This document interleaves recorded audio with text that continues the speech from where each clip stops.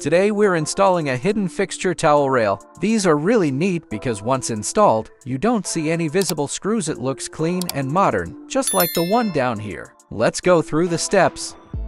When you open your kit, you'll see mounting discs like these. These get fixed to the wall first, and then the towel rail slides over and locks onto them. To hold it in place, there's usually a grub screw, a small set screw that tightens with either an Allen key or a small screwdriver. If you look inside the fitting, you'll see one end has a hook and the other has a spot for the grub screw.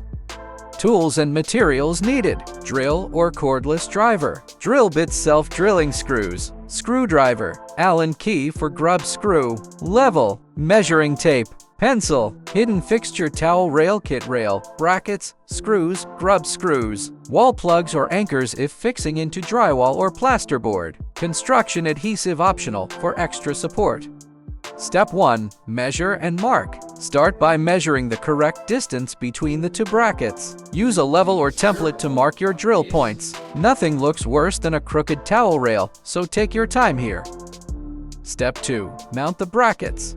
The screws that usually come in the kit aren't self-drilling, so you'll need to pre-drill small pilot holes. I'm using self-drilling screws here to save time. They bite into the surface quickly and hold strong. Once the first screw is in, line up the bracket, then add the second screw to secure it. Do the same for both brackets. If the screws feel loose or the holes are worn out, you can add a bit of construction adhesive behind the bracket or in the holes before tightening the screws. That will give extra strength and stop any wobbling.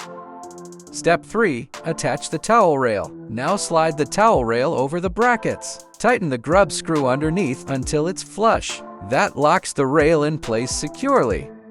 And that's it, your towel rail is installed. It's solid, no wobbling, and looks clean with no screws showing. Thanks for watching and see you in the next DIY plumbing tutorial.